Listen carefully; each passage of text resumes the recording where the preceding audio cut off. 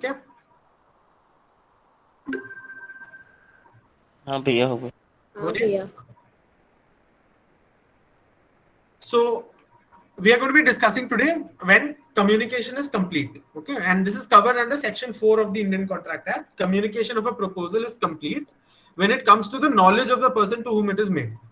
Obviously, therefore, an offer cannot be accepted unless and until it has been brought to the knowledge of the person to whom it is being made. तो ये simple सी बात है बहुत कि जिस बंदे को ऑफर दिया जा रहा है उसको पता लगना चाहिए कि उसको ऑफर दिया जा रहा है, तभी जाके वो उस कॉन्ट्रैक्चुअल ऑब्लिगेशन को लिव अप करेगा, वरना कैसे करेगा, वो काम ही नहीं कर पाएगा उस ऑफर के बेसिस पे। तो फिर कॉन्ट्रैक्चुअल ऑब्लिगेशंस तभी एंटर होते हैं जब असेंट ऑब्टेन किया जाता है किसी कार्य को करने के लिए उस असेंट के थ्रू, तो वो तभी होगा जब उस बंदे को नॉलेज होगी उस ऑफर की। और इस चीज का लैंडमार्क केस है लालबन शुक्ला वर्सेस गौरी दत्त। लालबन शुक्ला वर्सेस गौरी दत्त। क्या है फैक्ट सिनेरियो उसका, हम फिर से वही एक्सरसाइज करेंगे कि कोई इस चीज को पढ़ेगा और कोई दूसरा इस चीज को एक्सप्लेन करेगा। बहुत छोटा है तो इजी है पढ़ने को और सेल्फ एक्सप्लेनेटरी भी है। कौन वॉलंटियर करना चाहता है? पढ़ो भैया मैं क्या है? Can you identify your names? वे भैया टिया। हाँ Tia, I have never heard you speak. You speak. Lalvan Shukla versus Gauri Dutt. Defendant's nephew absconded from home. He sent his servant in search of the boy. When the servant had left, the defendant by handbills offered to pay rupees 501 to anybody discovering the boy. The servant came to know of this offer only when he had already traced the missing child. He, however, brought an action to recover the award. All right. Now someone else explain what is happening in this case, कि चल क्या रहा है, थोड़ा simplify कर दो हमारे लिए।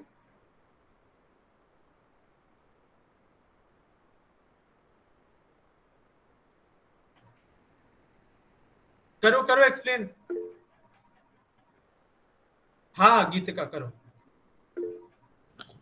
भैया इसमें ऐसा होता है कि एक डिफेंडेंट रहता है, उसका ना नेफ्यू रहता है, तो वो उसका जो नेफ्यू रहता है वो घर से भाग जाता है और जो ओनर रहता है, जिसका नेफ्यू रहता है, वो अपने सर्वेंट को भेजता है अपने नेफ्यू को ढूंढने, उसके नेफ्यू को ढूंढने के लिए। और उसके बाद वो एक अवार्ड अनाउंस करता है, जब मतलब उसका सर्वेंट चला जाता है उसे ढूंढने के लिए, उसके बाद वो एक अवार्ड अनाउंस करता है कि जो भी उसके नेफ्यू को ढूंढेगा उसे 501 रुपीज़ का रिवॉर्ड मिलेगा। एंड ये सर्वेंट के नॉलेज में तब आता है जब वो नेफ्यू को ढूंढ लेता है। And after finding his Neiphiu, वो रिवॉर्ड के लिए मतलब बोलते हैं कि मेरे को केस फाइल मेरे को चाहिए। तो आप कौन हो? एक मिनट, आपका गौतमी हो ना? नहीं, गीतिका भैया। गीतिका सॉरी। आप क्या मतलब, आपके ओपिनियन में क्या होना चाहिए इस केस में? रिकवरी होनी चाहिए? नहीं भैया, नहीं मिलेगा, क्योंकि कम्युनिकेशन बाद में हुआ है। प्रपोजल जब किया गया था उस टाइम पे वो सर्वेंट नहीं था, उसने पहले वो काम कर दिया था जिस काम के लिए उसे अवार्ड मिलना चाहिए था, अगर वो नहीं कर पहुंचा। कोई काउंटर आर्ग्यूमेंट इस आर्ग्यूमेंट के अगेंस्ट? नहीं भैया, कोई नहीं। अच्छा, लेकिन जो ऑब्जेक्टिव था इस कॉन्ट्रैक्ट का वो तो फुलफिल हो गया, वो ले आया उस बंदे को, तो उस केस में क्यों हम इसको मान्यता ना दे? हाँ गौतमी। लेकिन भैया उसने, जो सर्वेंट है, उसने वो वाला काम इस इंटेंशन से नहीं किया था कि अगर मैं ढूंढ के लाऊंगा तो मुझे रिवॉर्ड मिलेगा। ही वाज उसका काम करने से पहले उसका इंटेंशन क्लियर नहीं था, उसको तो काम करने के बाद पता चला कि इस नाम का रिवॉर्ड है, so he can not claim it. Very good, perfectly spot on, all of you. You have arrived at the right conclusion that was decided by Justice Banerjee, I guess. And now we can see Justice Banerjee's ruling. Okay. In my opinion, a suit like the present one can only be founded on a contract. So Justice Banerjee is saying that, look, contract is the basis of governing this kind of a fact situation that we are going to refer to the law of contract, and this scenario is the most similar to a contract. And in order to constitute a contract, there must be an acceptance of an offer, and there can be no acceptance unless there is knowledge of the offer. ठीक है कि contract होने के लिए acceptance किसी offer का होना जरूरी है, और एक्सेप्टेंस हो ही नहीं सकता जब नॉलेज नहीं होता. और 1868 में एक यूएस के जज ने ये रिमार्क किया था कि how can there be consent और assent to that of which the party has never heard.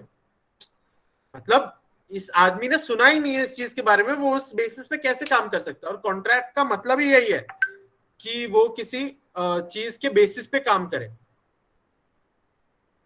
ठीक है, तो this is the ruling of the court in Lalman Shukla versus Gauridat. Do you have any doubts with respect to the Lalman Shukla judgment?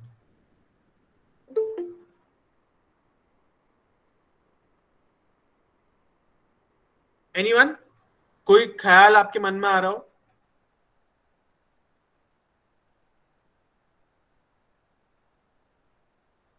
Nothing? चलो आगे बढ़ते हैं फिर.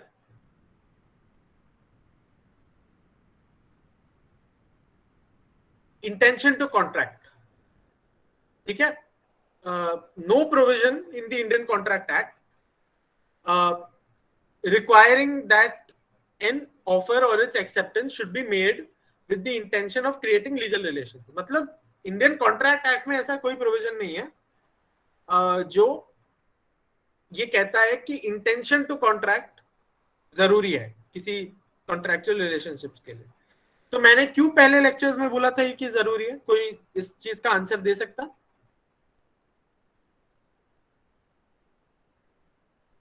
मैंने पहले बोला था कि इंटेंशन टू कॉन्ट्रैक्ट जरूरी है.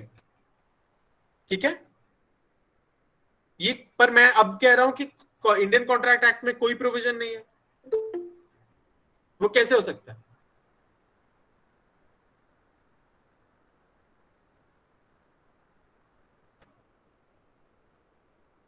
समझ आया क्वेश्चन? समझ आया मेरा? चलो क्वेश्चन ही समझा दो कोई, मैं क्या कहना चाहता हूं.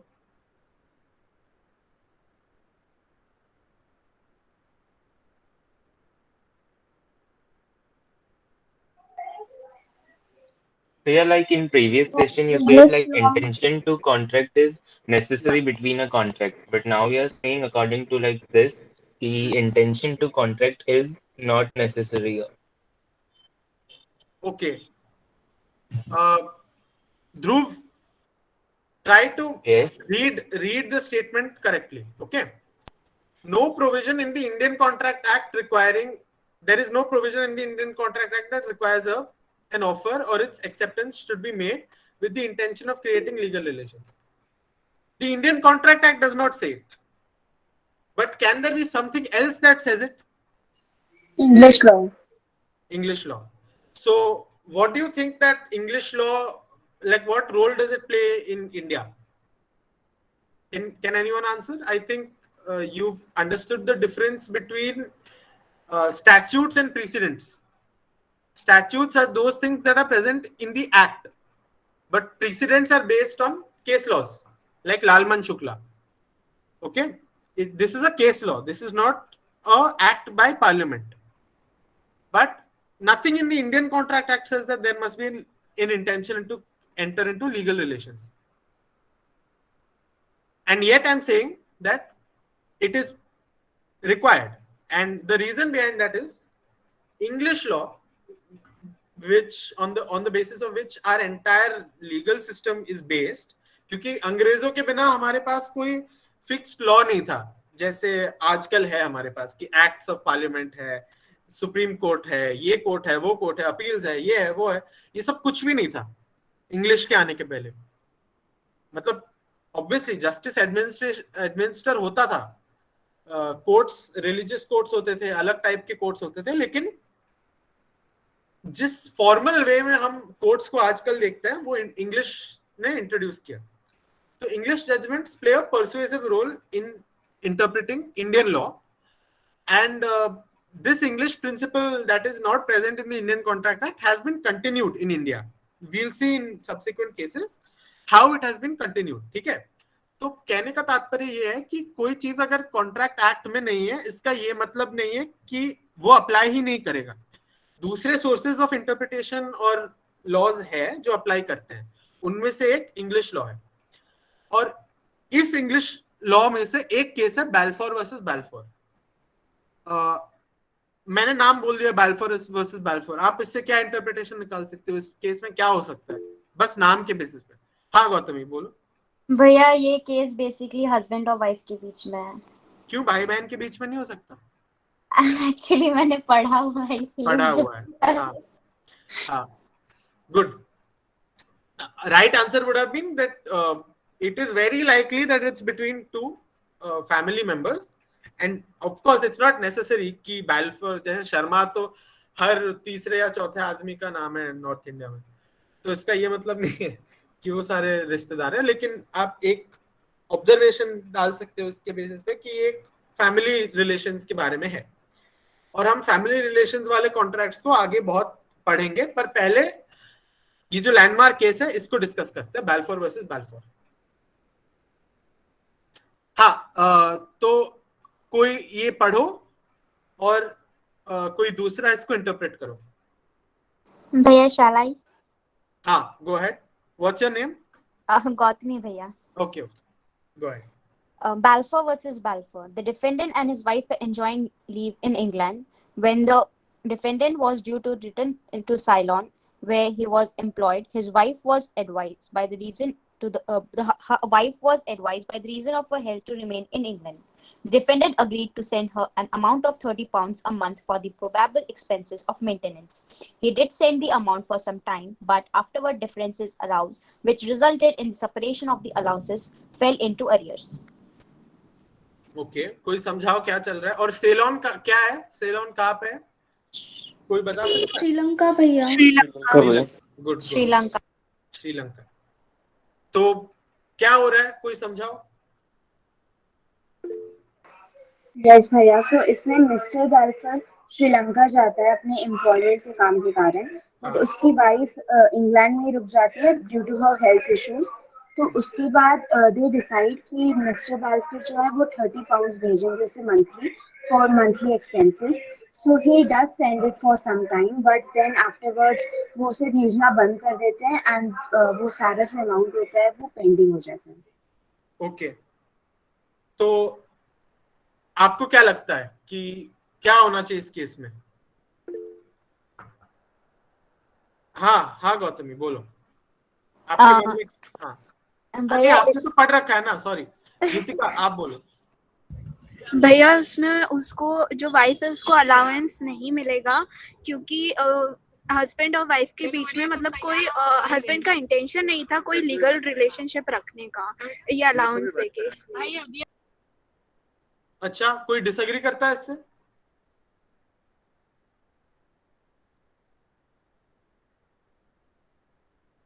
अच्छा, तो आप में से किसको लगता है कि मैरिज एज अ कॉन्सेप्ट ये लीगल कॉन्सेप्ट है? हाँ श्रुति, क्या लगता है आपको? भैया आई थिंक बिकॉज वो दोनों लाइक एक आइडेंटिटी में है हस्बैंड एंड वाइफ के, तो उसे वो भेजना चाहिए था बिकॉज उसकी एक हाफ पार्ट आइडेंटिटी इंग्लैंड में थी. तो and also they had decided कि वो अमाउंट शेयर करेंगे. गुड गुड, ये अच्छा आर्ग्यूमेंट है. ये मतलब मेरे को तो परफेक्ट लग रहा है ये आर्ग्यूमेंट. इसमें कोई कमी है ही नहीं, क्योंकि एक गर्लफ्रेंड और बॉयफ्रेंड और वाइफ और हस्बैंड में क्या फर्क है? the legal relationship of marriage. Exactly. Then how can you guys say that there is no relation, like intention to enter into legal relations? हाँ Gautami, say. But a mere promise between a husband and a wife cannot be considered as a as a contract. In the same way, if husband promises a wife to take to a movie, but later he denies, so he cannot be sued for that. So this could be seen in that perspective too. Okay, Sneha, what do you have to say? भैया यहाँ पर consideration का role ही play नहीं हो रहा है, क्योंकि contracts में तो हमेशा समथिंग फॉर मतलब something for return for something वाला कॉन्सेप्ट लगता हाँ, है, क्विड मतलब प्रो एक को। पार्टी। हाँ, हाँ भैया वही। तो भैया यहाँ पे कभी मतलब वो उसे थोड़ा 30 पाउंड्स देता है पर मंथ, तो उसकी वाइफ उसे क्या दे रही है? यहाँ पे लीगल रिलेशनशिप भी नहीं होगा और ना वो कॉन्ट्रैक्ट ही नहीं बनेगा वहां पर, तो आप क्योंकि आर्ग्यू यहाँ पे कर सकते हो कि वो कंसिडरेशन। सेलोन आ नहीं रही है और उसका टेंशन नहीं बढ़ा रही है but again that's an extraneous consideration. Of course you are right that there is no apparent consideration that can be seen कि कोई लीगल वैल्यू प्रोवाइड नहीं कर रही है वाइफ हस्बैंड को, जबकि हस्बैंड दे रहा है ऑब्वियसली उसके सस्टेनेंस के लिए. लेकिन हम डिवोर्स वाले केसेस में क्यों देखते हैं कि मेंटेनेंस प्रोवाइड किया जाता है? क्यों? भैया तब दोनों लीगली सेपरेट होते हैं. ओके, सेपरेशन लीगल हो सकता है, लेकिन जब मैरिज कंटिन्यू कर रहा है तब लीगल नहीं है. मतलब तब लीगल रिलेशंस या कुछ वो सब कॉन्सेप्ट्स इन्वॉल्व नहीं है. ऐसा क्यों? भैया हिंदू लॉ के अकॉर्डिंग तो मतलब मैरिज एक सेक्रेड एक्ट होती है। सही, सही बात है. लेकिन हाँ भैया, डाइवोर्स तो लीगल प्रोसीडिंग्स के साथ होती है ना. अगर इसने भी अगर स्टैम्प पेपर में साइन करवाया होता तो he would be bound to pay 30 pounds a month. And if he, even then whether that's true or not, that is debatable. whether mere stamp paper की वजह से ये जरूरी है या नहीं, मतलब कह नहीं सकते, क्योंकि stamp paper does not override the general contract law ना. But because ये सही every बात है कि contract is legal, not written. हाँ, कि जो लीगल नेचर है मैरिज का, कुछ चीजें हैं जो लॉ डिफाइन करता है मैरिज के बारे में. जैसे कि आप मैरी करना चाहते हो तो प्रोसीजर क्या है. जैसे 7 फेरे होते हैं, ये जरूरी है. ये प्रिज्यूम किया जाता है कि हिंदू मैरिज हो रहा है तो 7 फेरे जरूरी है. सप्तपदी नाम का एक है, तो वो जरूरी है. बहुत सारी चीजें, जैसे गोत्र वाला कॉन्सेप्ट किसको पता है? गोत्र क्या होता है? भैया we can not marry in the same. हाँ, we can't marry in the same gotra because there is a presumption that you are related to the person हाँ who वो is in your gotra. Relation लगता है, हाँ same ठीक है? Cast का, same गोत्र. तो इसलिए लॉ ने ये कहा है, कुछ सपिंडास डिस्कस किए कि कुछ डिग्रीज ऑफ सेपरेशन है. जैसे भाई के साथ नहीं कर सकते, बहन के साथ नहीं कर सकते, मौसी के बेटी के साथ नहीं कर सकते, मौसी के बेटे के साथ नहीं कर सकते. ऐसे कुछ डिफाइंड चीजें हैं कि आप इन लोगों के साथ शादी नहीं कर सकते अनलेस आपका जो कस्टम्स है आपके जगह का. जैसे कोई कोई जगहों पे हिंदूज भी मैरिज करते हैं कजिन्स के बीच में, ये अलाउड है और लॉ इसको मानता है. लेकिन जनरल रूल इज दैट नहीं मानता. तो मैं फैमिली लॉ में इसलिए जा रहा हूं क्योंकि आप ये आइडिया समझ लो कि जो मैरिज में एंटर करने के लिए और मैरिज से एग्जिट करने के लिए लॉज है, लेकिन मैरिज के अंदर जो चल रहा है उसको गवर्न करने के लिए ज्यादा लॉज नहीं है. Apart from let's say domestic violence, that is a law that has been made to protect people from being harassed in the relationship, in a domestic relationship, whether it's husband, wife, or whatever. And I think recently the protection has been granted even to live-in relationships. So you guys should be aware of all of this. But my main idea is that although marriage has legal implications, it is not necessary that merely because of marriage there is a presumption that you enter into legal relations or there is an intention to enter into legal relations for the purposes of the Indian Contract Act. समझे? मैं ये जो बड़ा sentence मैंने बोला इसको break down करो कि यस, लीगल रिलेशंस मतलब लीगल कॉन्सेप्ट है मैरिज, एक मतलब सेक्रेमेंट भी है, लेकिन लीगल चीजें तो है, हिंदू मैरिज एक्ट तो है. और एंट्री में भी इसके बारे में लॉज है, एग्जिट में भी है. लेकिन जो बीच में चल रहा होता है उसमें थोड़ा कॉम्प्लिकेशंस है. और मैरिज है इसका मतलब ये नहीं है कि intention into legal relations compulsory है, ये जरूरी नहीं है. और इस केस में जो आप लोग कह रहे हो वही रूल हुआ था और ये है रूलिंग कोर्ट का. Wife's action to recover arrears was dismissed. अब ये जो है ये आपके लॉजिकल रीजनिंग के लिए अच्छा है, मतलब लॉजिकल रीजनिंग, लीगल रीजनिंग, ये इंग्लिश इसकी अच्छी है. कोई इसको पढ़ के समझाओ, सेम बंदा पढ़ेगा भी और समझाएगा भी. वॉलंटियर करो कोई. क्योंकि क्लैट में आपको यही करना है, पढ़ के समझना है। कोई पढ़ो। लॉर्ड एटकिन, ये Lord Atkin is one of the most respected जजेस ऑफ यूके। लाइक इनसे मतलब लॉर्ड एटकिन, लॉर्ड डेनिंग, ये बहुत बड़े बड़े जजेस हैं। तो पढ़ो कोई इनकी कहीं बातें। मैं बोलूं, कॉल आउट करूं लोगों को पढ़ने के लिए, या आप खुद? Yes, shall I? यस ध्रुव, एक मिनट। हाँ, Ruling of the court, wife's action to recover the error was dismissed. Lord Atkin. There are agreements between parties which do not result in contract within the meaning of our law. One of the most usual forms of agreement which doesn't constitute a contract appears to be arrangement made between husband and wife. These arrangements do not result in contract at all, even though there may be what would constitute consideration for agreement. There are not contracts because parties did not intend that they shall be attended by legal consequences. हाँ ध्रुव, समझाओ क्या लिखा है। Like भैया इधर जज बोलते हैं कि like बहुत सारे कॉन्ट्रैक्ट होते हैं, मतलब बहुत सारे ऐसे एग्रीमेंट होते हैं पार्टीज के बीच में जो कि कोई कॉन्ट्रैक्ट नहीं बनाते हैं, मतलब under the eyes of law. ये ऐसे भी एग्रीमेंट्स होते हैं जिनका कोई कॉन्ट्रैक्ट से रिलेशन नहीं होता है।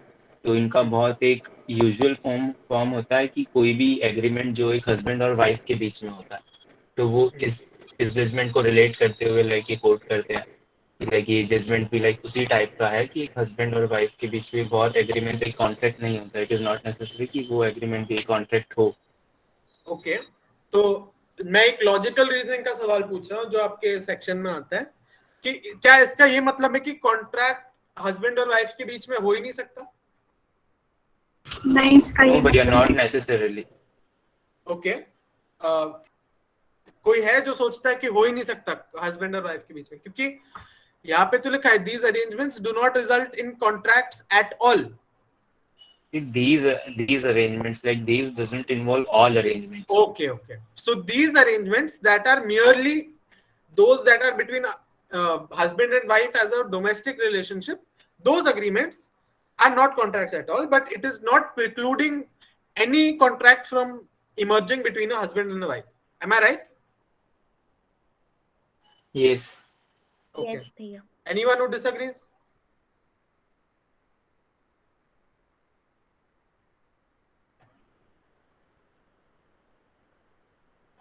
कोई नहीं है।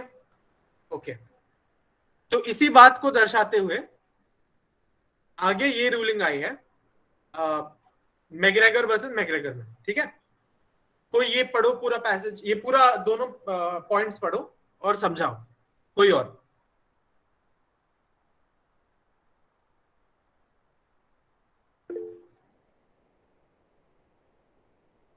हाँ टिया। भैया मैंने टिया raised her hand, let her speak. However, this does not mean that in family or social arrangements there cannot be a legally binding contract. All that the law requires is that the parties must intend legal consequences.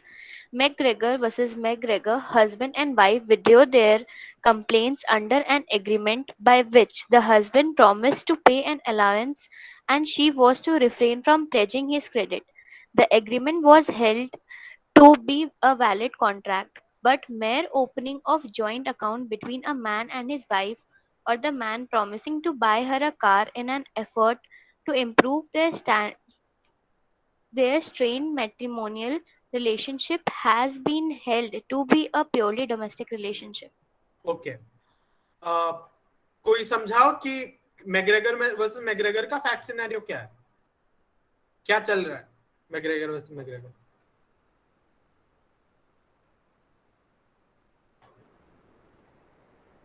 Attempt करो, कुछ चीजें हैं concept जो कि tough है इसमें, मतलब एक है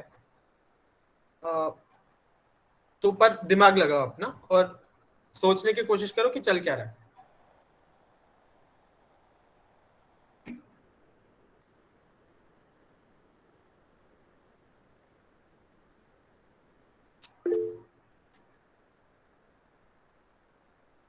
या स्नेहा?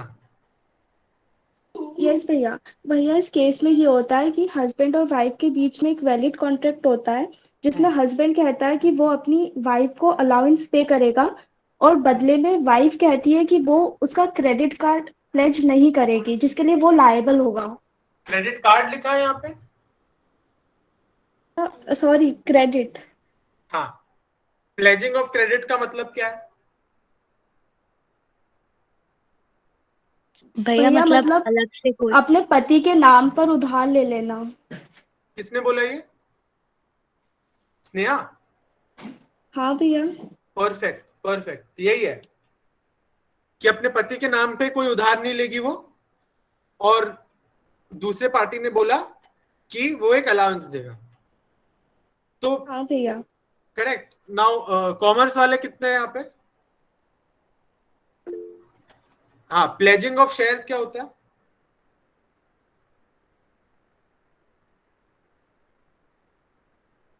शेयर्स उधार पे ले। हाँ,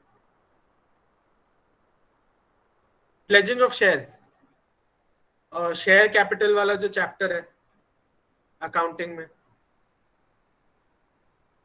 भैया मींस लोन लेना शेयर्स के। हाँ, correct. So what basically pledging means is that you are taking a loan on the basis of a guarantee provided by another. Okay. So pledging in this case is that the wife will be pledging his credit, as in she'll be taking a loan by saying that my husband will pay it. So this is similar to a guarantee and surety situation, but this is a domestic relationship. But the court has ruled that it is held to be valid. ठीक है? तो husband is saying कि मैं तेरे को allowance दे दूंगा, और wife कह रही है कि मैं रिफ्यूज करती हूँ कि मैं तुम्हारे नाम पे कोई उधारी नहीं लूंगी। बहुत ही बेसिक चीज है। अच्छा है आपने समझ लिया, ठीक है? और by mere opening of joint account between a man and his wife, or the man promising to buy her a car in an effort to improve the strained matrimonial relationship, has been deemed to be a purely domestic relationship. इसका ये मतलब है कि joint account का होना ये मतलब नहीं है कि कॉन्ट्रैक्चुअल रिलेशनशिप है उनके बीच में। जॉइंट अकाउंट बस एक, इसका मतलब आप ये नहीं निकाल सकते कि वो एक बिजनेस रिलेशनशिप में है। फैमिली सिचुएशंस में क्या होता है, कभी कभी कुछ एक्सपेंडिचर्स होते हैं जिनका पता दूसरे स्पाउस को होना चाहिए, और बहुत लोगों को बुरा लगता है कि जॉइंट अकाउंट क्यों नहीं है हमारे फाइनेंसेस भी इक्वल होने चाहिए और हम एक दूसरे को लूप में रखना चाहिए। तो उन कारणों की वजह से बहुत बार जॉइंट अकाउंट्स रखते हैं लोग, हस्बैंड और वाइफ। और इसका ये मतलब नहीं है कि वो किसी पार्टनरशिप में है for the purposes of contract law. Partnership एक अलग कॉन्सेप्ट है, और जॉइंट अकाउंट का होना ये जरूरी नहीं है कि वो पार्टनरशिप अरेंजमेंट में है। एनी डाउट अब तक जो हमने कवर किया, आपके मन में कोई आ रहा है तो? नहीं भैया। नहीं?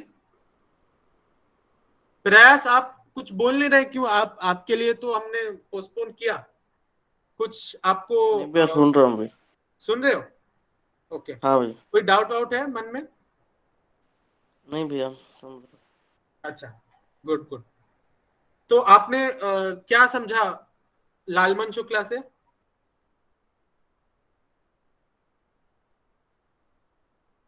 थोड़ा रिवीजन भी होना चाहिए।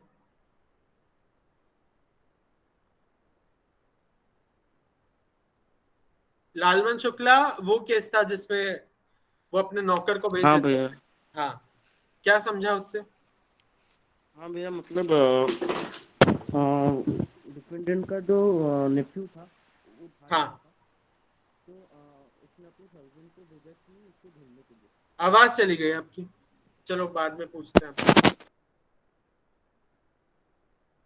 ठीक है, तो ध्यान देना हर चीज पे, इंपॉर्टेंट है ये सब। ये इतना इंपॉर्टेंट है कि मैं आपको मतलब मैं एम्फसाइज नहीं कर पा रहा हूँ कितना इंपॉर्टेंट है ये 3 केस जो आज नहीं सुनाई नहीं दे रहा भाई, रहने दो, बाद में पूछूंगा आपसे। So should I move ahead? हाँ भैया। ओके, यस भैया।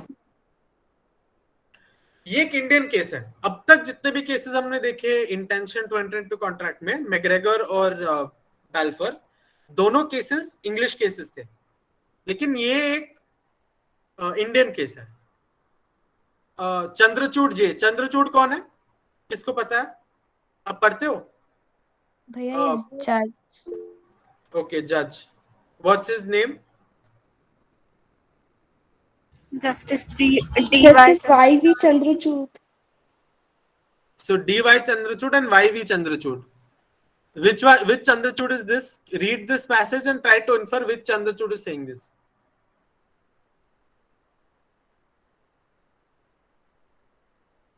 मतलब पैसेज तो नहीं है, एक पॉइंट है। वाईवी चंद्रचूड़। क्यों कह रहे हो आप वाईवी चंद्रचूड़ है? वो पढ़ा था। कहाँ पे? मतलब केस लॉज जब आपको ये पता है ये बनवरी लाल वर्सेस? I'll have to मतलब थोड़ा सा रिफ्रेश करना पड़ेगा, पिछले साल पढ़ा था, बस उतना याद है कि वो जो जज थे वो वाईवी चंद्रचूड़ थे। वाह यार, मैंने आज पहली बार देखा ये केस। पिछले साल पढ़ा था भैया। अच्छा, यू आर अ ड्रॉपर? हाँ भैया, ड्रॉपर हूँ। And you are studying at a law school और? नहीं भैया, फुल ड्रॉपर हूँ। कॉलेज में ऐसी, हाँ कॉलेज में ऐसी लोकल कॉलेज में एडमिशन ले लिया है, लेकिन फुल ड्रॉपर हूँ। अच्छा, कौन से कोर्स में लिया आपने? Political science honours. Very good course. My sister graduated from Venkateshwar College in Delhi University in political science. Then she did an MBA. Okay. So you can do a lot of things with a pol science degree. I mean, अभी तो भैया ऐसे ही CLAT निकल जाए बस। हाँ, definitely CLAT जरूरी है। तो Y.V. Chandrachud is the father of Justice D.Y. Chandrachud. And Justice D.Y. Chandrachud is scheduled to be our Chief Justice in 2022. So Justice Y.V. Chandrachud was also the Chief Justice and very respected, but there were a few controversies in his tenure as Chief Justice. So, and who knows about ADM Jabalpur versus Shivkant Shukla? Very famous judgment in constitutional law. The habeas corpus था ना? Habeas corpus का judgement है, उसमें emergency में exact क्या नहीं है, पर इमरजेंसी के टाइम पे आप एमयूएन करते हो ना, तभी पता है आपको शायद। नहीं भैया, मैंने एक ना वीडियो देखी थी, वो सीआईएस के सर हैं, उन्होंने पूरा एक्सप्लेन करा था कि उसमें क्या क्या होता है, कौन से केसेस रिलेटेड थे। तो ADM Jabalpur has been regarded as one of the darkest phases of the Indian judiciary, और इमरजेंसी डिक्लेयर हो गई थी और ये रूलिंग आई थी कि इमरजेंसी में राइट टू लाइफ भी खत्म हो जाता है, क्योंकि फंडामेंटल राइट्स खत्म हो जाते हैं इमरजेंसी में। गवर्नमेंट के पास पावर होती है कि वो छीन लेती है तुम्हारे राइट्स, तो राइट टू लाइफ भी छिन गया था। तो अगर कोई पुलिस वाला चाहे तो वो आपको गोली मार सकता था और आपकी हत्या कर सकता था, और उसको कानूनी माना जाता, क्योंकि आपके पास कोई राइट टू लाइफ है ही नहीं, तो कानूनी क्या माना जाएगा। और इस केस में वाईवी चंद्रचूड़ ने, जो बड़े हैं, जो पापा है डीवाई चंद्रचूड़ के, उन्होंने इस रूलिंग के फेवर में जजमेंट दिया था, जबकि जस्टिस एचआर खन्ना है बहुत बड़े, उन्होंने इसके खिलाफ जजमेंट दिया था और वो एक डिसेंटर बन गए थे। भैया वो थे ना, वो बाद में शायद चीफ जस्टिस बने थे या फिर बनना था उन्हें, ऐसा होता? नहीं, ये भी एक इंटरेस्टिंग कहानी है। उन्हें बनना था, शायद उन्हें हटा दिया था, वो शेड्यूल थे बनने के लिए। हाँ जी। लेकिन सिंस वो इंदिरा गांधी गवर्नमेंट के खिलाफ सारे जजमेंट्स दे रहे थे, उनको बनाया ही नहीं। हाँ, पहला केस था। हाँ, तो ये है Hansraj Khanna. He is a very celebrated जज, वेरी लिबरल जज। PN Bhagwati in which case?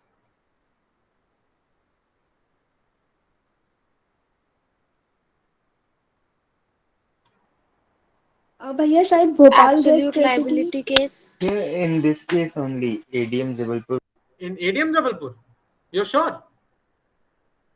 We mostly 99% I'm sure.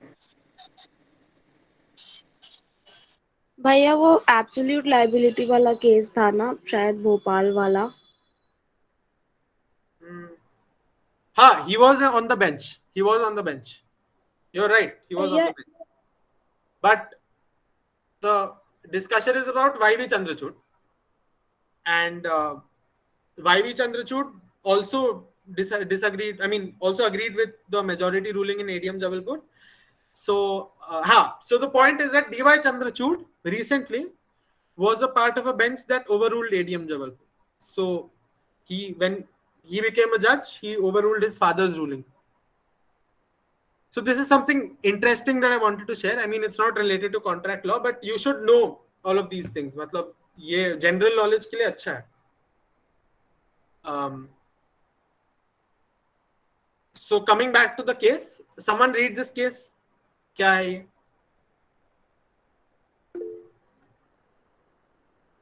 हाँ, Gautami. Gautami is the only one speaking. Someone else speak.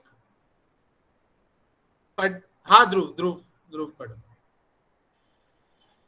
Banwari Lal versus Sudarshan Dayal. In an auction sale of plots of land, a loudspeaker was spelling out the terms, etc. of the sale. One of the statement being a plot of certain dimensions would be reserved for a dharmshala. Subsequently, that plot was sold for private purposes. Chandrachud J. held.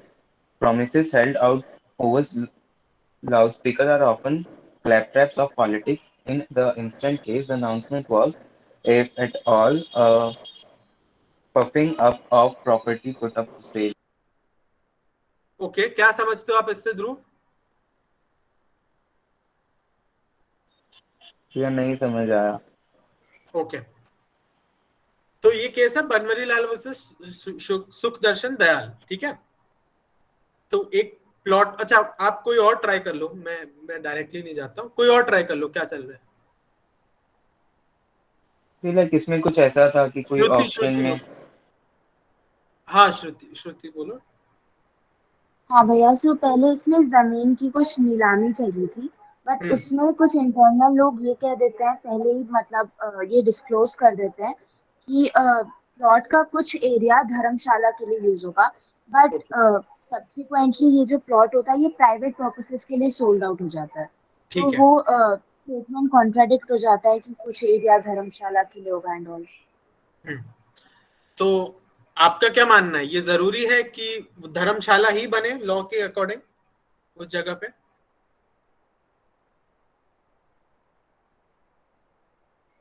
नहीं भैया, जरूरी तो नहीं है. Like owner के ऊपर depend करता है. ओनर के ऊपर डिपेंड करता है, लेकिन अगर ये कंडीशन हो प्रॉपर्टी के लिए कि मैं धर्मशाला ही बनाऊंगा, तो क्या ये वायलेशन नहीं है उस कंडीशन का? भैया इसी प्रॉमिस किया गया है पहले, तो वायलेशन ही हुआ है. ओके, बट अगर प्रॉपर्टी सोल्ड आउट हो चुकी है तो फिर तो दोनों आर्ग्यूमेंट्स मतलब सही है, लेकिन वायलेशन तो है. अगर आप बोल दो कि ये जरूरी है पहले से कॉन्ट्रैक्ट में एंटर करने से पहले कि धर्मशाला ही बनेगा, तो और डिमार्केट कर दिया जाए कि किस जगह पे बनेगा, तो बनाना जरूरी है, फिर वो ब्रीच ऑफ कॉन्ट्रैक्ट हो जाएगा. लेकिन इस केस में क्या हो रहा था, लाउड स्पीकर पे लोग बोल रहे थे. जैसे नीलामी होती है, ये पॉलिटिकल चीजें होती है सारी. तो नीलामी चल रही थी लाउड स्पीकर पे, क्लैप ट्रैप्स ऑफ पॉलिटिक्स, मतलब ताली बजाने के लिए ऑडियंस से लाउड स्पीकर पे ये सब बोला गया था कि हम धर्मशाला भी बनाएंगे, हम स्विमिंग पूल भी बनाएंगे, हम पब भी बनाएंगे, सब कुछ बनाएंगे. लेकिन इसको खारिज कर दिया चंद्रचूड़, वाईवी चंद्रचूड़ ने, ये बोल के कि ये मेयर पफिंग है. पफिंग मतलब ये बढ़ा चढ़ा के चीज बोली गई है, जो कि ये रिफ्लेक्ट नहीं करती कि intention to enter into legal relationships है. जैसे अभी आपको याद होगा, मोदी जी ने इलेक्शंस के, मुत्तकीफ है क्या अपने क्लास में? मुत्तकीफ आलम है यहाँ पे? आज नहीं है भैया, आज नहीं है. उसने मेरे से एक सवाल पूछा था फर्स्ट क्लास में आई थिंक, कि क्या इलेक्शन रैलीज में जो बोलते हैं प्रॉमिसेस वो एनफोर्स किए जा सकते हैं? तो इससे साफ साफ पता लग जाता है कि नहीं किए जा सकते, क्योंकि ये मियर पफ्स होते हैं, इनका कोई लीगल वैलिडिटी नहीं होती है. और आपको याद होगा कि मोदी जी ने मैंने हम 15 लाख रुपए देंगे उसके अकाउंट में, तो ऑफ कोर्स उसमें कॉन्ट्रैक्ट फॉर सेल नहीं था ऑफ एनी प्रॉपर्टी, बट वो भी एक नियर पफ था, उसको आप एनफोर्स नहीं करवा सकते। हाँ अग्रिमा। भैया ये जो इलेक्शन में इस केस प्रॉमिसेस कर मैनिफेस्टो की अग्रिमा प्रॉमिसेस बोलेंगे फिर। कर सकता है। एक मिनट अग्रिमा से। भैया जो इलेक्शन में प्रॉमिसेस करते हैं वो तो रिटन उसमें सबमिट करा जाता है, तो फिर उसको कॉन्ट्रैक्ट में नहीं मान सकता है वैलिड। कंसिडरेशन किसके, मतलब आप रिटर्न किस में सबमिट किया जाता है, किसको? इलेक्शन कमीशन को may be, I am not sure, but ऐसे थोड़ी लिस्ट ऑफ प्रोमिसेस दिए जाते हैं कि हम ये करेंगे, फिर तो यार बड़ी दिक्कत हो जाएगी पॉलिटिशियंस के लिए। वो तो आज बट दिस टाइम भैया छत्तीसगढ़ गवर्नमेंट ने वो स्टैम्प पेपर में अपने सारे मैनिफेस्टो को उसने स्टैम्प पेपर में प्रिंट करवा के साइन करवा के वो Okay. लोग ने प्रेजेंट किया था। Even then I don't think that's a valid legally हाँ, मतलब एनफोर्सेबल ऐसे ही वो डॉक्यूमेंट, लोगों क्योंकि का आप जब भरोसा लेने के लिए किया था। अब जब सरकार में हो ही नहीं तो आप कैसे कह सकते हो कि हम सरकार में आने के बाद कुछ काम करेंगे? फिर तो यार मैं कह दूंगा मैं प्रधानमंत्री हाँ बन जी जाऊंगा, भैया। मैं ये कर दूंगा। भैया आपके पास लीगल अथॉरिटी नहीं है कुछ कहने की। Exactly. And for the purposes of the law, a party is different from the government. It is very separate. There's a clear demarcation. You know, political party defined नहीं है constitution. There have been calls to say that it should be made constitutional, but only mention is in the 10th schedule, which is the anti-defection clause. Before that, we didn't even have a constitutional mention of political parties. So भैया representation of people act में तो होगा ना? representative वो statute है जो कि subsequently बना है। हाँ कॉन्स्टिट्यूशन कोई वो नहीं कहता कि पॉलिटिकल पार्टीज होनी चाहिए, मतलब ओरिजिनल कॉन्स्टिट्यूशन विदाउट अमेंडमेंट्स या 1951 में बना था वो। हाँ, तो representation of people's act says that this is the definition of party. National party क्या है, स्टेट पार्टी क्या है, क्या कंडीशंस है, इलेक्शन की रेगुलेशंस क्या है, but constitutionally there is no requirement of. भैया अभी जब इलेक्शंस हुए थे ना 5 स्टेट्स के, तो बहुत सारे एडिटोरियल्स है एड्रेस रिलेटेड की जो मैनिफेस्टो है वो लीगली इनफोर्सेबल होना चाहिए या नहीं होना चाहिए, मतलब हिंदू में पढ़ा था मैंने। हाँ पर फिर भी ना वो तो ये है कि लोग चाहते हैं कि हो, हाँ, ताकि लोग डिफीट ना हो जाए, डिफीटेड फील ना करे। नहीं भी जैसे वो दिल्ली में हो रहा था ना, जैसे अभी 2 स्टेट्स में होता है असम और वेस्ट बंगाल में, तो वहाँ पे अलग अलग कंडीशन था। एक जगह कहा कि हम सीए इंप्लीमेंट करेंगे और एक जगह नहीं करेंगे, तो वो डिलेमा हो गया वहाँ पे। डिलेमा वो इसलिए हुआ क्योंकि डेमोग्राफिक्स अलग है बंगाल और असम के। हाँ जी, तो ये है कि मतलब मुकर जाते हैं लोग अपने प्रोमिसेस के ऊपर। But again you can argue that Assam election अलग है और वो इलेक्शन ही अलग है, तो प्रोमिसेस भी अलग होने चाहिए। बट अगेन पार्टी तो सेम है, कोई आइडियोलॉजिकल कंसिस्टेंसी नहीं है। और मैं ये बीजेपी को टारगेट नहीं कर रहा, आप अगर बीजेपी सपोर्टर हो अच्छी बात है, आप सपोर्ट करो जिसको करना है, बट मैं बस एग्जाम्पल के तौर पे बोल रहा हूँ। तो बनवारीलाल केस में ये रूलिंग आई थी कि ये एक पॉलिटिकल चीज थी, ये एक नियर पफ थी, और आप इसको एनफोर्स नहीं करवा सकते कि ये लाउड स्पीकर पे जो बोलते हैं, जैसे आप इंडिया में तो चलता ही है, नेता लोग घूमते रहते हैं लाउड स्पीकर में कुछ भी बोल देते हैं, कोई अकाउंटेबिलिटी थोड़ी होती है। तो वाई वी चंद्रचूड़ ने बोला कि ये इसको लीगल इंटेंशंस में एंटर करने के टैंटमाउंट नहीं माना जा सकता। तो ये है, नेक्स्ट टॉपिक पे हम आते हैं। ये भी बहुत इंपॉर्टेंट टॉपिक है, जनरल ऑफर्स। तो ये भी कोई पढ़ो और समझाओ, और जो पढ़ चुके हैं वो मत करो, जो नहीं पढ़ रहे वो करो, क्योंकि क्लैट में आपको खुद से पढ़ना पड़ेगा। आपको खुद, गौतमी आप बहुत एडवांस हो गए हो आप कोर्स में, आप गीतिका आप भी बोल चुके हो, मैं कॉल आउट करता हूँ, टिया भी बोल चुकी है। भैया आप लोग रियलाइज कर रहे हो ना कि क्लैट में आपको खुद पढ़ना पड़ेगा, आपके पास कोई होगा नहीं पढ़वाने के लिए। इसीलिए मैं आपसे बोलता हूँ कि आप खुद पढ़ो और खुद समझो। मैं अगर बोल दूंगा तो आप क्या पॉइंट है उस चीज का? Monika Shruti, can you try and read?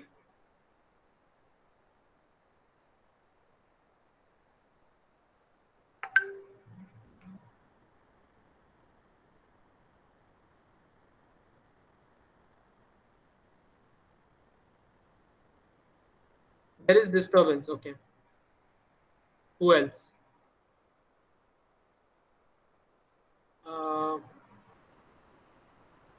Siddharth Kolur, you're from Thane. Yes, bhaiya. Read. General offer may be made to the world at large, but the contract is not made with all the world. Landmark case: Cardell versus Carbolic Smoke Board Corporation. A company offered by advertisement to pay £100 to anyone who contacts the increasing pandemic, influenza, cold, or any disease caused by taking cold after having the bowl according to the printed direction. It was added that £1,000 is deposited with the Alliance Bank, showing our sincerity in the matter. Plaintiff used the smoke bowl, still got influenza. Okay भाई. हाँ समझाओ. ये company ने एक offer रखा था advertisement में कि वो £100 देंगे जो जिसने भी ये स्मोक बॉल यूज किए और उनको इन्फ्लुएंजा कोल्ड या ऐसा कोई डिसीज आएंगे और £1,000 is deposit with the Alliance Bank, showing the sincerity. वो एक Alliance Bank में £1,000 डिपॉजिट किया उनकी सिंसियरिटी दिखाने के लिए. एक प्लेंटिफ ने ये स्मोक बॉल लिया, उनको फिर भी वो बीमारी आ गए थे. अच्छा, परफेक्ट, समझ गया. कोई और समझाओ कि क्या होना चाहिए रूलिंग इस चीज का.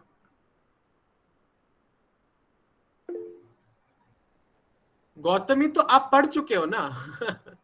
गौतमी भैया. हाँ प्रज्वल. हाँ बोलो. हाँ प्रज्वल. भैया शायद उसे पैसे नहीं मिलना चाहिए बिकॉज उन दोनों के बीच कोई कॉन्ट्रैक्ट नहीं होता, ये बस ऑफर था. तो उसने वो स्मोक बॉल लिया, वो अपने कंसेंट से लिया था. ओके, परफेक्ट चीज है ये बोलना कि ऑफर नहीं था, आप मानते हो. लेकिन अगर ऑफर नहीं था तो उसने £1,000 जमा क्यों करवाया वहां पे, अगर उसको कोई ऑफर देना ही नहीं था. भैया ताकि कोई ऐसा रिस्क ले, अगर वो लोग कुछ भी अच्छा एडवर्टाइजमेंट के तो काट रहे हैं लोगों का कि तुम काट रहे हैं. ओके, कोई डिसएग्री करता है प्रज्वल से और श्रुति से? नहीं बोले. प्रयास आप कर रहे हो डिसएग्री? नहीं भैया, नहीं कर. ओके, सही बोल रहे हो. Okay, I know Geetika and Gautami both know the answer to this question, but I want someone else to answer.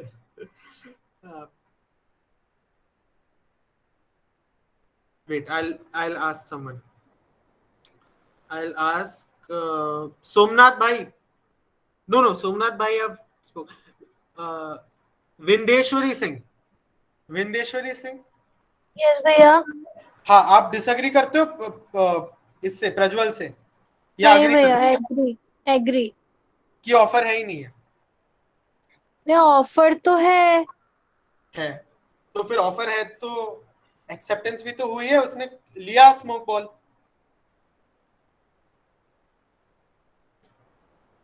Confuse हो गया भैया. ओके, कोई नहीं. लैंडमार्क केसेस है यार ये, हम तो बच्चे हैं अभी. ये बहुत बड़े बड़े जजेस ने डिसाइड किया, तो मतलब कंफ्यूजन होना तो जरूरी है. मतलब नहीं होगा तो प्रॉब्लम है, अगर आप पढ़ के बोल दोगे तो उसमें क्या. कौन है? Vartika Tiwari. Vartika Tiwari, I don't think I interacted with you ever.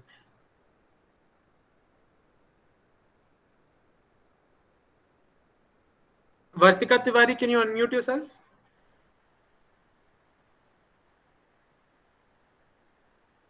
ठीक है, वर्तिका अब नहीं बोल सकती. हाँ सोमनाथ भाई, आपने लेट ज्वाइन किया, क्या कर रहे थे? महाप्रसाद. सॉरी भैया, मैं बच्चों को पढ़ाने गया था. किसको पढ़ाते हो आप? ये 6th क्लास का है, उसको मैं पढ़ाने जाता हूँ. वाह यार, बहुत अच्छा. कौन सा सब्जेक्ट पढ़ाते हो? मैं सब कुछ पढ़ा लेता हूँ। हाँ यार 6 क्लास का तो सबको आता है यार सब कुछ। तो कैसा है, तेज लड़का है क्या है, समझ जाता है या नहीं? नहीं, बार बार समझाना पड़ता है। ओके ओके, चलो पर पेशेंट रहना उससे। हाँ हाँ बिल्कुल। patient। तो आपने पढ़ा है ये केस, आपको समझ आया क्या चल रहा है? नो भैया, मैंने देखा नहीं, अभी देख रहा हूँ ये लैंडमार्क केस, कार्लिल और कार्बोलिक के। ओके ओके, तो आप पढ़ लो, बाद में आपसे पूछता हूँ। ठीक है। तो okay, Tia Jain, you say no, what is your opinion?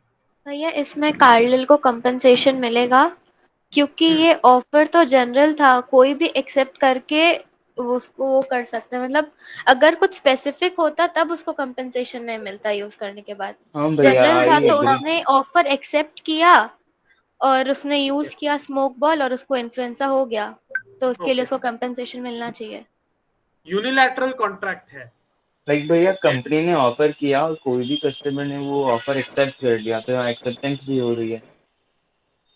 Okay but मैं अगर अपना ये फोन बेचना चाहूँ और मैं न्यूज़पेपर में ऐड डाल दूँ और कोई आ जाए और बोले कि भाई फोन बेचो मेरे को, मैं बोलूंगा नहीं बेचना, वो बोले फिर कि नहीं पर आपने तो इश्तिहार डाला है और मैं तो तो भैया यहाँ पे तो है उन्होंने गाड़ी बेची है लेके। ना बहुत।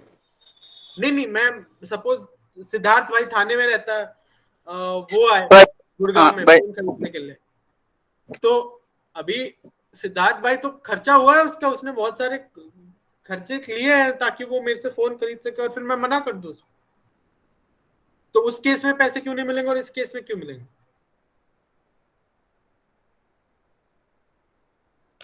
भैया उसने ड्यूटी भैया परफॉर्म किया है क्योंकि ना। इसमें उसने ऑफर को एक्सेप्ट करके उसको यूज भी किया और उसके बाद उसको इन्फ्लुएंजा हो गया, ओके, इसीलिए।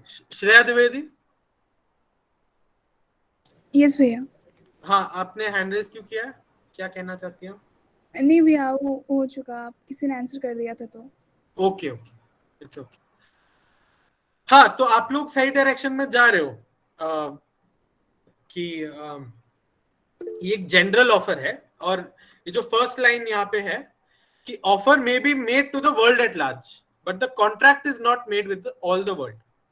ये अच्छा लाइन है, बहुत ही ब्यूटीफुली एक्सप्रेस किया है। क्या है इसका मतलब, समझाओ कोई। अग्रिमा आप एक्सप्लेन करो। भैया मुझे वो फर्स्ट वाले पहले एक अजम्पशन था वो बताना था हाँ बताओ बताओ।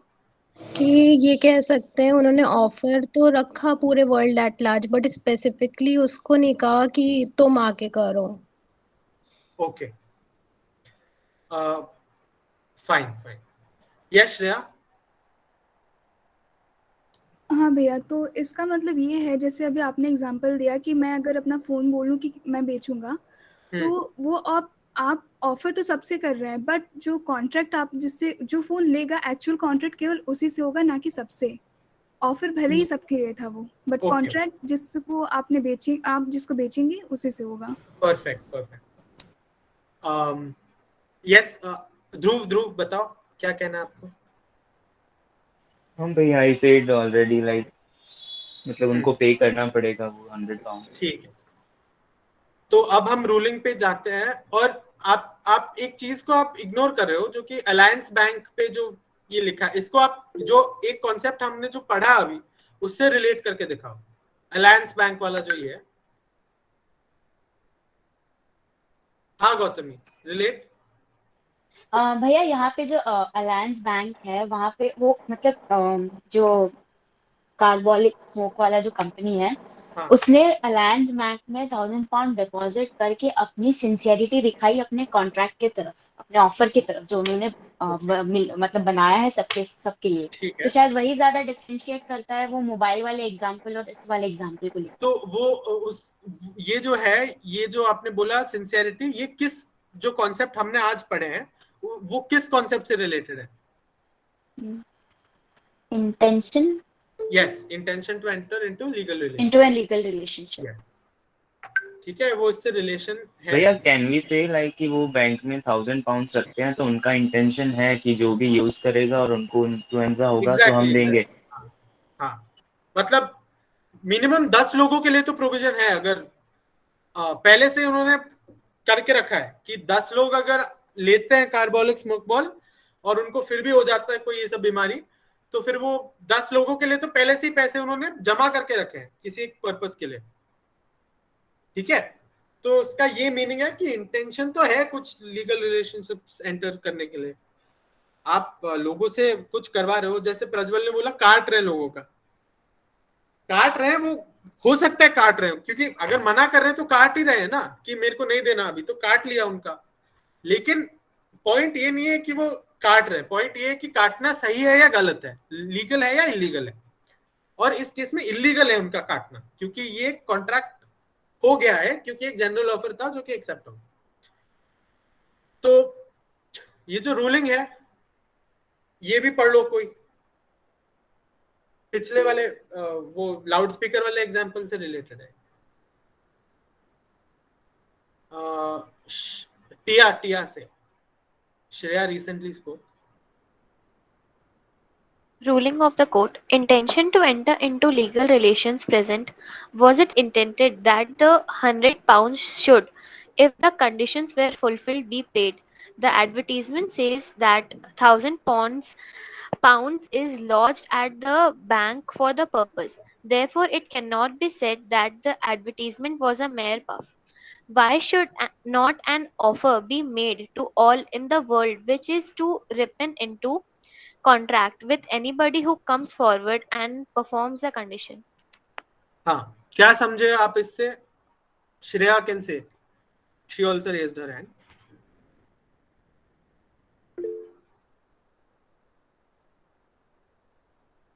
गौतमी, आप लॉयर बन जाओगे, बहुत जल्दी बन जाओगे आप इस रेट पे। हाँ गौतमी, आप ही बोलो। श्रेया इज भैया प्लीज आप थोड़ा स्क्रीन एडजस्ट करेंगे, आपकी स्क्रीन विजिबल नहीं है, ब्लैक हो गई। हाँ अभी आई, ठीक है। So here it's saying that intention to enter into legal relationship present. So यहाँ पे पहली चीज को उन्होंने बता दिया है कि यहाँ पे हमें दिख रहा है कि illegal relationship में आने के लिए intention शो की गई है। So was it intended that £100 should be if the conditions are fulfilled? तो इन लोग ये अलायंस बैंक में £1,000 डालने के टाइम में ये चीज तो क्वेश्चंस अराइज कर देते हैं कि सामने वाले डिफेंडेंट के ऊपर कि was it is intended £100 should be कि अगर कुछ नहीं होता तो आप £100 पे करोगे। तो क्योंकि एडवर्टीजमेंट तो उन्होंने ऐसे ही डाल दिया था, क्योंकि एडवर्टीजमेंट के पर्पस पे उन्होंने बैंक पे डाल दिया था, but to be a mere fact उन लोगों ने भी कभी एक्सपेक्ट नहीं किया था कि someone would come and ask compensation. But here the जज सेड के इधर इंटेंशन दिख रहा है कि आपने आपका ये एक्शन दिखा रहा है कि आपने कोई अगर आपके पास आके कंप्लेन करता है तो आप उसको कंपेंसेशन देंगे। तो हम ये नहीं कर सकते कि हम इसीलिए हम ये नहीं कह सकते जो खाली एडवर्टीजमेंट आपने जो किया है वो ऐसे ही अपने आप को पफ करने के लिए किया है, बट ये एडवर्टीजमेंट आपकी सिंसियरिटी बताती है।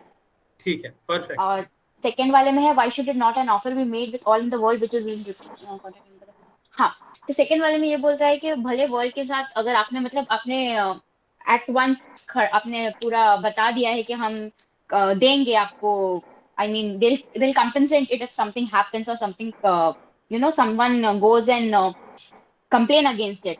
But into a contract, anyone who come forward, and if anyone comes forward, and it's their responsibility to stay up to their promise and give them compensation rather than backing off. Okay, good. I think you explained it very well. There are no complications in this now that we've discussed the case. English का question है, ripen का मतलब क्या होता है? आपसे नहीं पूछ रहा गौतमी, भैया भैया पक जाना। ठीक है, तो पक जाने से ये मतलब है कि कॉन्ट्रैक्ट की मैच्योरिटी के बारे में बात हो रही है कि अगर एक ऑफर है जो कि बहुत लोगों के लिए है लेकिन कोई कंडीशंस उसमें इन्वॉल्व है कि ये हर रैंडम चलते फिरते के लिए नहीं है, वो उन लोगों के लिए जो इस कंडीशंस को फुलफिल करते हैं। तो ये कॉन्ट्रैक्ट मैच्योर, ये ऑफर मैच्योर क्यों नहीं हो जाता है कॉन्ट्रैक्ट के बीच में, अगर ये चीजें एक्सेप्ट हो जाती है, ये कंडीशंस फुलफिल हो जाती है। बेसिक बात ये है जो जज कहना चाहते हैं। थोड़ा फ्लावरी लैंग्वेज है, राइपन वाइपन बोल दिया, लेकिन ये जो आप नोटिस करोगे ब्रिटिश जजेस को बहुत आदत है थोड़े फ्लावरी लैंग्वेज में चीजों को लिखने की, और इसकी भी एक है ब्यूटी है जो कि लॉ को एक रोमांटिक प्रोफेशन बनाती है, ना कि एक बिल्कुल ही किताबी प्रोफेशन, क्योंकि कभी कभी जजेस बहुत इमोशनल हो जाते हैं चीजों को लेकर। तो ये सही है, ये आप समझ गए सारे? कोई इसमें डाउट या कुछ? ये बहुत इंपॉर्टेंट भैया चीज लाइक सपोज कि हाँ। ये कंपनी ने 1000 पाउंड्स कम बैंक में लॉज नहीं करवाए होते, तो ओके। फिर वो लायबल नहीं होते? होते लेकिन उस चीज को प्रूव करने का प्रोसीजर थोड़ा डिफिकल्ट हो जाता है। वो कैसे डिफिकल्ट होता? वो ऐसे डिफिकल्ट होता क्योंकि आपको इस चीज पे फोकस करना पड़ता कि कंडीशंस दिए गए थे जो कि फुलफिल करने थे, और hence it is different from an offer made to any random person specifically. It is a general offer that can become a proper offer only when these conditions are fulfilled. तो आप इस ground पे भी इस चीज को कह सकते थे कि ये वैलिड है कि कुछ कंडीशंस इन्वॉल्व थी जिस बेसिस पे एक selected group of people would be eligible to claim that you have made an offer to us. From the whole set of people who read this, only a certain percentage of them would have actually bought that carbolic smoke ball and tried it and then got infected. भैया like ऐसा कुछ हो सकता था only first 50 or first 10 customer would be like eligible? मैं आपको जो arguments उन्होंने रेज किया वो पढ़ के बताऊं? आप लोग इंटरेस्टेड होंगे? हाँ भैया। हाँ भैया। हाँ भैया। हाँ भैया।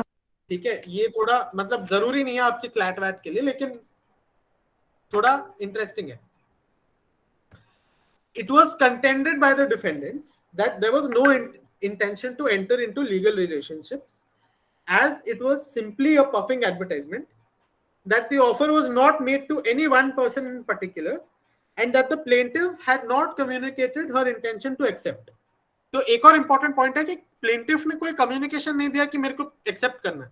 अगर ये होता कि प्लेंटिफ कह देती कि मैं आपका ऑफर एक्सेप्ट कर रही हूं और अभी मैं खरीदूंगी और अभी देखते हैं कि ये होगा, वो उनका डिफेंडेंट का ये मानना है कि अगर ये होता तो हम दे देते पैसे, लेकिन कोई कम्युनिकेशन नहीं है. वो सीधा आ गए हमारे पास कह के कि मैंने लिया लेकिन मेरे को हो गया बीमारी, आप अभी 100 पाउंड दो. उनका ये लॉजिक था. The first argument was easily disposed of by Bowen learned judge by saying, was it intended that the 100 pounds should, if the conditions were fulfilled, be paid? The advertisement says that 1000 pounds is lodged at the bank for the purpose. Therefore, it cannot be said that the statement that pound 100 would be paid was intended to be a mere puff. His lordship also exposed the fallacy of the argument that an offer could not be made to the world at large, when he said, why should not an offer be made to the world at large, which is to ripen into a contract with anybody who comes forward and performs the condition. It is an offer to become liable to anyone who, before it is retracted, performs the conditions. And although the offer is made to the world, the contract is made with that limited portion of the public who come forward and perform the condition on the faith of the advertisement. मोटा मोटी ये बोला गया है, last point में ये बोला गया है कि एक सिलेक्टेड परसेंटेज ऑफ लोगों को ये ऑफर दिया जाएगा जो एक्चुअली इस कंडीशन को फुलफिल करेंगे. तो इस वजह से, क्योंकि एक एडिशनल लेयर इन्वॉल्व है जो कि लोगों से कुछ कार्य करवा रहा है, that is equal to having communicated that we have received this offer. The mere fact that lady took the carbolic smoke ball with the intention of participating in this shows that she accepted the offer that was made out. Fine. समझा आपने? ये बहुत मतलब लंबा line था जो मैंने पढ़ा, लेकिन कोई डाउट है जो मैंने बोला? मैं आपको इसका फोटो मैंने एक्चुअली पहले ही भेज रखा है ये सब. ठीक है. मैंने ये पीपीटी में इंक्लूड नहीं किया क्योंकि थोड़ा और हैवी हो जाता आपके लिए. मतलब आप बहुत ये मेन चीजें जो नोट करने लायक है वो है पीपीटी में, लेकिन डिस्कशंस ऑब्वियसली उसके बियॉन्ड जा सकती है। अब हाँ स्नेहा बोलो। भैया यहाँ पर ये कह सकते हैं कि लेडी की तरफ से इम्प्लाइड कंसेंट था, उसके एक्शन से वो शो कर दिया कि उसने इसलिए हाँ एग्जैक्टली वही बोला मैंने। 100 पाउंड मिले। एग्जैक्टली अगर देखो, अगर फैक्ट ये चेंज हो जाता, जो कि थोड़ा लालमन शुक्ला टाइप अगर हो जाता कि वो ले लेती कार्बोलिक स्मोक बॉल ऐसे ही, और फिर उसको हो जाता, और फिर बाद में उसको पता लग जाता कि ये कोई एडवर्टाइजमेंट है, फिर नहीं होता क्योंकि उस चीज की नॉलेज नहीं थी उसको। लेकिन सिंस इस केस में उसको नॉलेज थी और वो गई और उसने खरीदा और उसने यूज किया, तो फिर ये इम्प्लाइड चीज है, उसके कॉन्डक्ट के थ्रू ये शो होता है कि उसने किया है ये जानबूझ के। ठीक है, ओके भैया। हाँ भैया। अब हम आते हैं offer and invitation to treat पे। ये बहुत ही सिंपल कॉन्सेप्ट है, इसमें कोई कॉम्प्लिकेशंस नहीं है। कोई पढ़ो और एग्जांपल्स आप खुद से देना, मतलब मैंने दे रखे हैं लेकिन आप खुद से देना और अपना दिमाग लगाना। हाँ Gautami, you may, because people's energy seem to die down now. हाँ Gautami, read it. Offer and invitation to read. An offer should be distinguished from an invitation to receive offers. When a man advertises that he has got a stock of books to sell or house to let, there is no offer to be bound by any contract. Such offers are offers to negotiate offers, to receive offers, offers to sample, catalogs and display of goods, announcement to hold auction, free distribution of articles, etc. हाँ क्या समझे आप इससे? आपने तो पढ़ लिया। हाँ, I hope everyone in this class becomes like Gautami, because people like Gautami are the ones who do well in law school because they have the initiative to answer everything. वो एक ड्राइव होता है लोगों में। हाँ गौतमी ने पढ़ रखा है पहले से, लेकिन बहुत लोगों ने पढ़ रखा है पहले से इस क्लास में, क्योंकि ड्रॉपर्स तो है यहाँ पे, लेकिन उसमें वो एक इच्छा है बोलने की और एक्सप्लेन करने की चीजों को, और ये बहुत जरूरी है। हाँ गीतिका। भैया the statements are saying that कि जो ऑफर है वो इनविटेशन से डिफरेंट होता है। Invitation such as for example, अगर हम शॉप पे जाते हैं, जनरल शॉप पे जाते हैं, तो वहाँ पे चिप्स के पैकेट वगैरह और चीजें रखी रहती है, तो those are invitation to offer, but they are not specifically offering कि आप आओ और लो। दे आर इनवाइटिंग अस कि those things can be come under the invitation part of the offer. Okay, तो ये मेरा मोबाइल वाले एग्जांपल से रिलेटेड है या कार्बोलिक से रिलेटेड है? ये आपके मोबाइल वाले से रिलेटेड है। ओके, तो एक चिरकांक्षित आज नहीं है ना क्लास में? मैंने सही बोला उसका नाम? हाँ, चिरकांक्षित नहीं है भैया। चिरकांक्षित आज नहीं है। वो मैं पढ़ रहा था, रिसर्च कर रहा था इस पीपीटी के लिए, तब मैंने ऑक्शंस के बारे में जो लॉ है, जो एक्चुअल है, जो एक डिबेट हुई थी हमारी क्लास में, वो आई केम अक्रॉस दैट, एंड उसका एक क्वेश्चन जो उसके मन में था वो आंसर हो गया उससे। मैं उसको अलग से मैं बोल दूंगा, मैं उसको फोटो भेज दूंगा उसका। तो भैया मेरे को भी भेज देंगे क्या? एक्चुअली मैं भी वो डिस्कशन में थोड़ा सा ओके जानना चाहती हूँ। Group of course. जैसे कि बहुत लोग मेरे पास आए, उन्होंने बोला कि चाइल्ड मैरिज का जो अभी रिसेंट जजमेंट आया है उसका क्या मतलब क्या है सिस्टम, तो उसके बारे में मैंने रिसर्च किया। मैंने बता दिया था उसको, लेकिन एक डिटेल वीडियो मैंने निकाला ताकि लोग समझ सके उस चीज को। हाँ गीतिका से।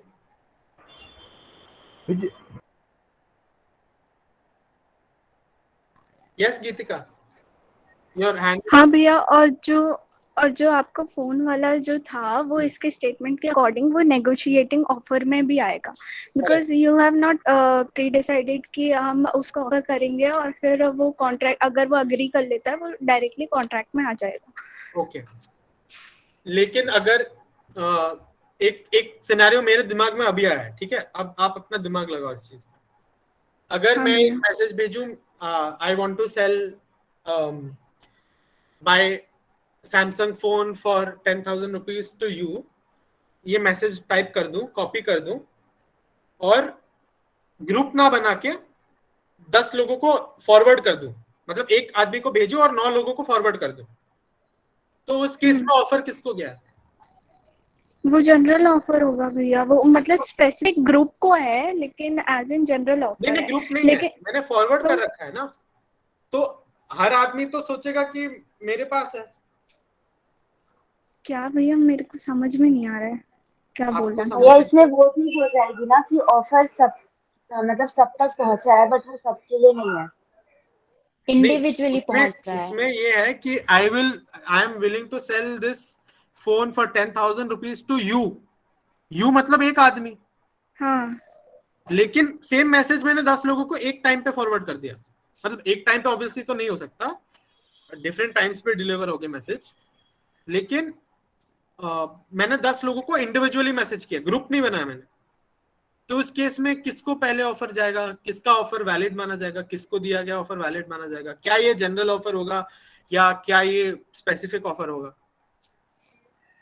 क्योंकि अगर मैं ग्रुप बना देता तो फिर तो ठीक है कि ये जनरल ऑफर है, क्योंकि होता रहता है यार। मेरे बीच में रे बैन के बहुत चल रहे थे, रे बैन के 5,000 रुपए में रे बैन का चश्मा बिक रहा है, ये वो, तो ग्रुप बना देते थे कि जिसको लेना है बोलो, पर वो एक पीस नहीं था, वो रेबैन के कलेक्शंस थे, तो वो सबके लिए अप्लाई हो सकते थे। पर ये एक फोन है जो कि एक इंसान को ही बेचा जा सकता है। और वही मैसेज आपने सबको कर लेगा, यस आस्था, जो एक्सेप्ट कर लेगा उसके वो ओके, जो एक्सेप्ट कर व्हाट लेगा। इफ 3-4 भैया लोगों ने आप पे एक्सेप्ट कर डिपेंड लिया? करेगा ना कि आप किससे करेंगे। अगर 2 लोग, हाँ एग्जैक्टली, ध्रुव ने अच्छा लॉजिकल पॉइंट रेज किया कि अगर 3-4 लोग एक साथ एक्सेप्ट कर दे तो तो तुरंत भैया फिर बहुत जिसके लोग, साथ आप एग्री करेंगे वो उसके साथ कॉन्ट्रैक्ट हो जाएगा। ऐसा नहीं होता कि आपने ऑफर किया है आपको तो आपको पहले सबके भेजा था, साथ ही जिसके पास ओरिजिनल मैसेज था उसके साथ एप्लीकेबल हो जाएगा, क्योंकि बाकियों को तो forward this he is a किया गुड था। लॉजिक, क्योंकि लॉजिक आप अपना दिमाग लगाओ, क्यों ये लॉजिक करेक्ट है। श्रुति मत बोलो, मैं आपका समझ गया पॉइंट। आप श्रुति, हाँ गौतमी से, If we look into the concept of like she said of being forwarding, कि एक को मेन मैसेज भेजा बाकी को फॉरवर्ड, तो जनरली like I दिख don't know जाता है if I कि मैसेज इज फॉरवर्डेड। हाँ, like it's already shown that the message is forwarded, so it Forwarded. kind casts a shadow of the thing that ये But already कुछ again- और लोगों को पता है, प्री अज्यूम किया जा सकता है। This is an interesting question, but कभी हुआ नहीं होगा ऐसे, क्योंकि कोई क्यों ऐसे करेगा, मतलब पर लेकिन लाइक क्वेश्चन में ये रीजनिंग्स नहीं दे सकते ना कि लाइक वहां पे फॉरवर्डेड ऑलरेडी शोन होता है और समथिंग लाइक ऐसा कुछ मेंशन नहीं है।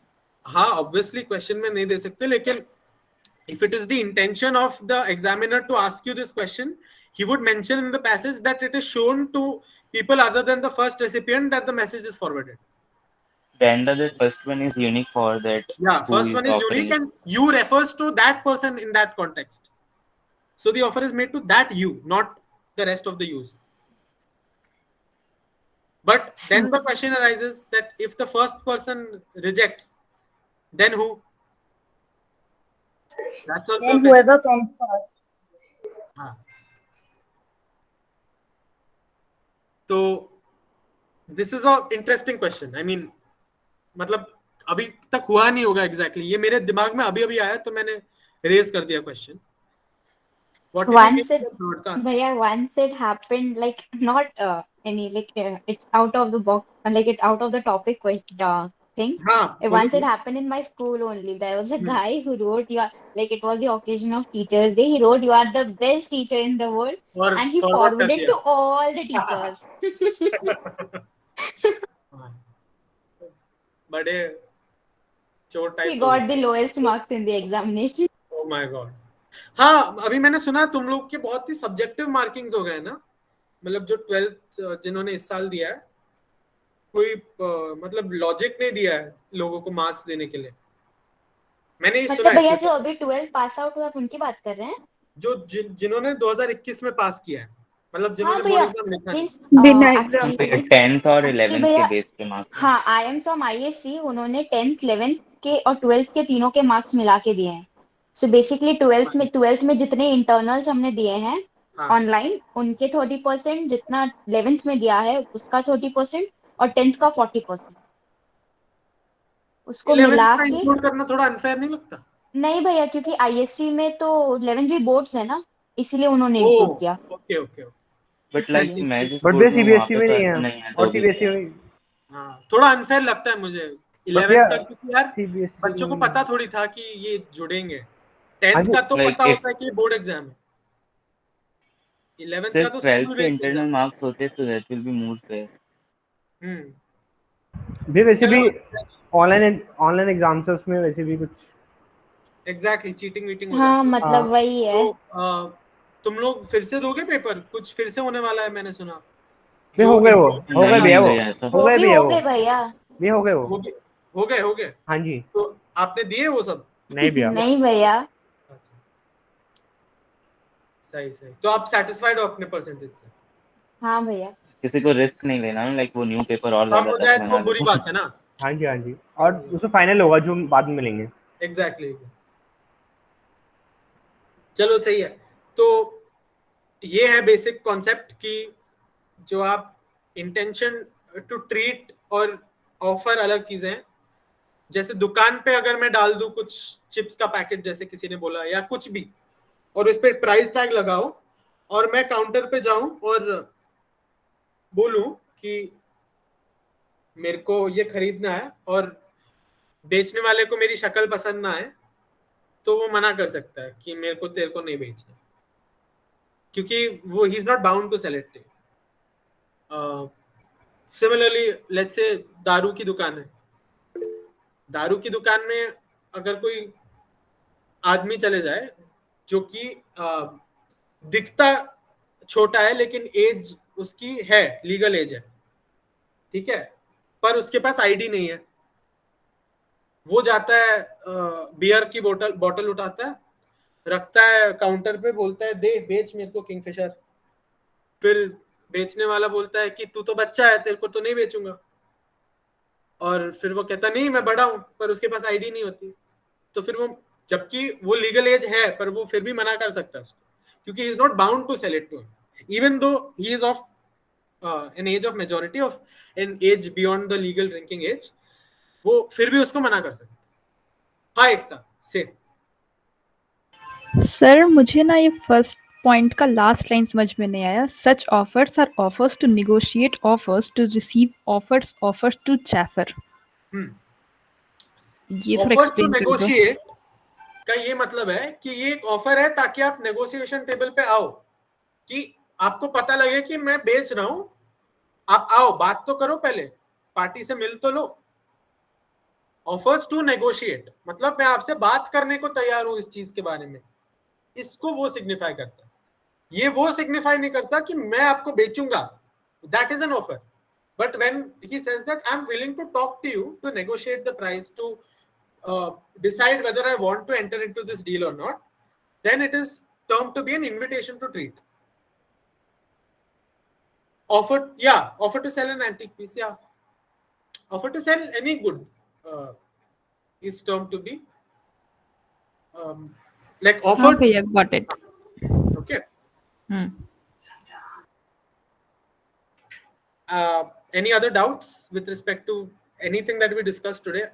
आई होप आपको ज्यादा ओवरवेलमिंग ना लगा हो, क्योंकि बहुत सारे कॉन्सेप्ट्स आज हमने कवर कर लिए। नहीं भैया, सही था। नहीं भैया, मजा आया। मैं स्टॉप शेयरिंग कर रहा हूँ, फिर रिकॉर्डिंग भी स्टॉप रिकॉर्डिंग।